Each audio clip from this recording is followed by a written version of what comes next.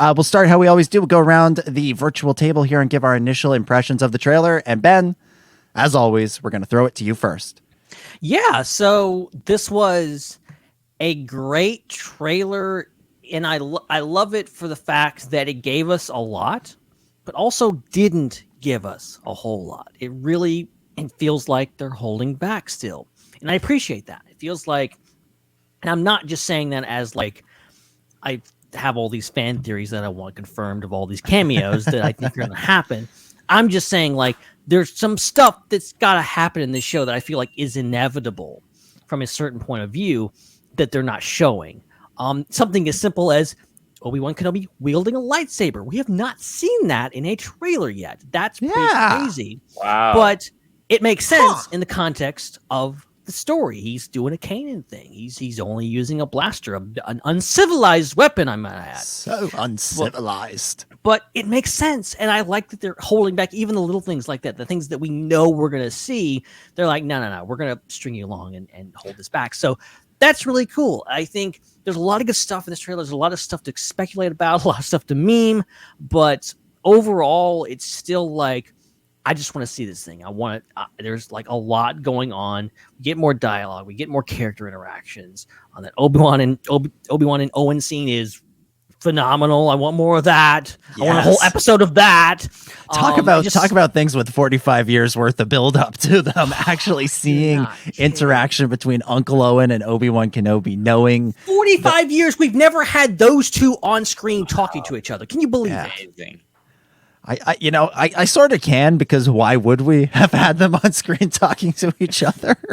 But it's long overdue. It's long overdue. Chris, what about you? Your overall thoughts on the new Obi-Wan Kenobi trailer? Yeah, I mean, when I was first watching it at the beginning, I was a little concerned because it looks like they were kind of just showing maybe a slightly longer version of the scenes that we had in the teaser.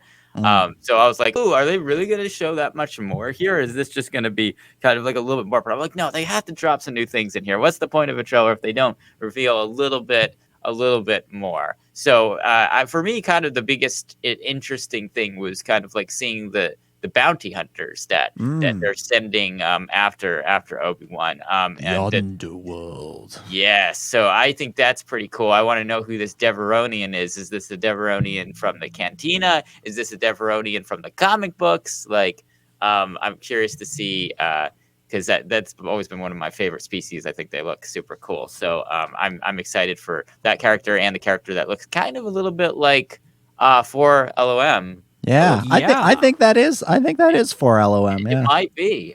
So I thought that was really awesome too. And then there was that human character that was kind of interesting as well, that we'll get into a bit later.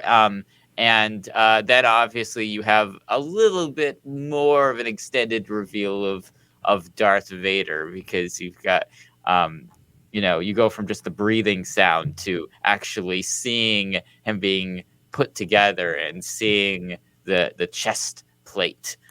So that was kind of really cool to see. So, I think they added enough to the trailer to make it worth being a big event. Nothing completely unexpected from the trailer. Mm-hmm. I do think they are holding back so much, like they kind of have been recently with stuff. Yeah.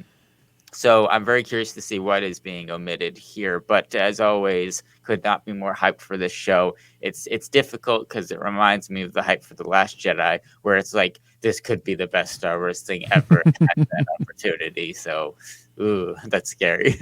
Yeah, it is. It's funny. Like, this trailer, you're right. I'm sort of thinking about it now. It doesn't show that much more than the old one, than the previous one. It hits a lot of the same beats. But I feel like both this trailer and the previous one have been so well constructed as individual entities that I didn't even mind that. I was just enjoying the trailer as its own thing, which I have to say I haven't for a lot of the Disney Plus Star Wars things. I've loved the end product, the show that comes out of it, but the Mando trailers and the Book of Boba Fett trailer have just sort of felt like flashes of imagery that didn't really show me anything and weren't really they were entertaining in that they gave us a glimpse at what was to come, but in and of themselves, as a singular piece of entertainment, they didn't really grab me the way these two trailers have. They've made me things that I want I want to watch over and over again with this trailer and the previous one. And psychologically, though, as well, I think having a little bit more John Williams influence in these trailers is also something that pins them together a little bit more than having the Ludwig Göransson and the newer music and some of the other ones. So I think the fact that this began with, I think, was it Duel of the Fates at the beginning of this one? That gets you primed already to love it. It's hard not to get excited when Duel of the Fates gets played. That's hard not to be excited for that. Joel jumping in with the super chat. This show will get a Last Jedi reaction guarantee. Yeah, we've talked about it. We've talked about it a lot in previous weeks. Joel. Yeah, I disagree. So we have a gentleman's debt here, I suppose. Yeah, it could settle. You'll have to settle it over some pancakes. In a couple of weeks, and some fisticuffs in the parking lot. Yes, exactly. no, there will be no fisticuffs at the IHOP party. Ben, you of all people should know that. Oh man, no, I think this is going to be loved by everybody. I think everybody's going to be like, oh, this is what Star Wars should be. And I think some people might actually use it to compare it to things like The Last Jedi and put it down by saying that this is better. Like, I think that's my prediction for this. I mean, Star Wars fans can't praise something without putting something else down. Yeah, right? Exactly. So it will be a backhanded compliment perhaps when people say they like this show. And I just want to say I'm guilty of it because I just praised this trailer by knocking the Book of Boba Fett and the Mando trailer. So guilty. Yeah. I'll be led away by some stormtroopers any minute. But what I want to say about this trailer really is, we've talked in the last couple of weeks about how it's sort of interesting that a lot of the marketing outside the trailer had been built around this showdown between Obi-Wan Kenobi and Darth Vader, but Darth Vader himself has not appeared a whole lot. He's not in the trail. He wasn't in the first trailer. He's only been in one still image. Like they're holding back on showing us much of Darth Vader or showing us much of the duel that they've been teasing in this show. And what struck me about this trailer is how much not Darth Vader necessarily, but the ghost of Anakin Skywalker sort of looms over this trailer.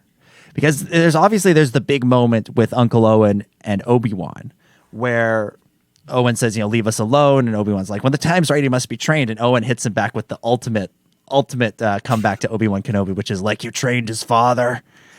And so, all you can tell, like, that's all Obi-Wan's been thinking about for these years. And he's probably looking at Luke as like, oh, here's my chance to get this right. This will begin to make things right.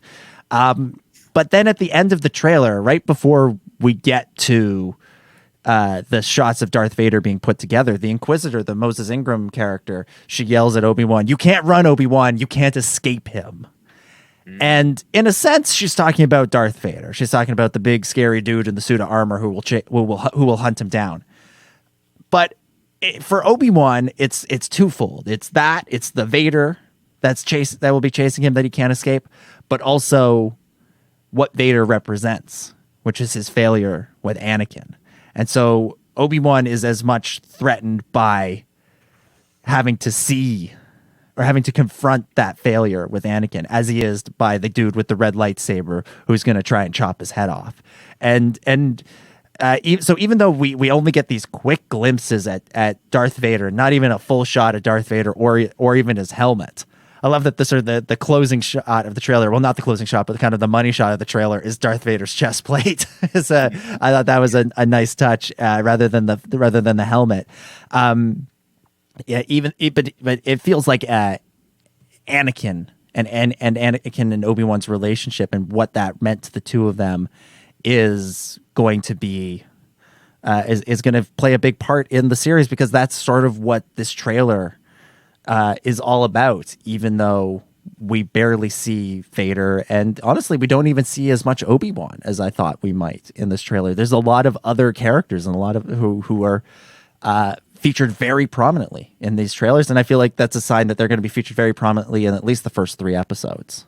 Yeah, It's I mean, amazing. It's go ahead. I was just gonna say it's great that this show that's called Obi-Wan Kenobi is very much taking on that kind of ensemble cast like other awesome Star Wars things. So Yeah, appreciate it. and it's just amazing that we're in this scenario where the one character that we know, speaking of how characters look and how they're translated, the one character that we know will look exactly the same as he has in every other Star Wars thing is the one character that they're holding back on showing him, Right. and it's Darth Vader. Joel coming in with another super chat saying, speaking of Owen, one thing I like about the Queen's Hope book is how it recontextualizes Owen and Beru adopting Luke, not because he's Anakin's kid, but because he's Shmi's grandson. They see her in him.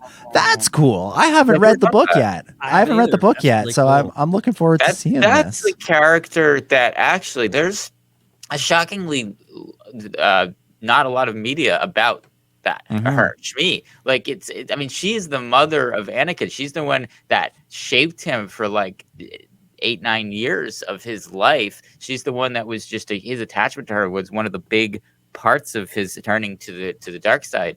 And so it's actually kind of surprising that Shmi hasn't been really delved into more in Star Wars media. It's similar to something else we've talked about a fair bit, which is the fact that, you know, the first of those Queen's, I want to say Queen's Gambit, but that's not right. Queen's Hope, Queen's Shadow, those books. You know, the first one of those, which came out in like 2018, 2019, was the first Padme novel ever. And I feel like there's a couple of characters from the prequel trilogy who, despite their importance to the saga, in part because of the reaction to those movies, and in part because of just the way our culture is, and certainly was in that time, the late 90s, early 2000s, didn't get their due in the tie-in material, whether that's novels, comics, etc. And so and you look at the novels that came out in that era, the comics that came out in that era, they were really focused on the Jedi characters, on Anakin and Obi-Wan and Mace Windu and even Yoda. And fair play to them, those are all worthy characters of getting their own stories. But there are other ones who, like Padme and Shmi, who are absolutely essential to the larger story that got left to the sidelines because, you know, it wasn't cool to make a book about the Queen going around with saving the day and things like that because of the prequels and all that stuff. So yeah, but that's interesting. I hope that's something that can be explored more in other media.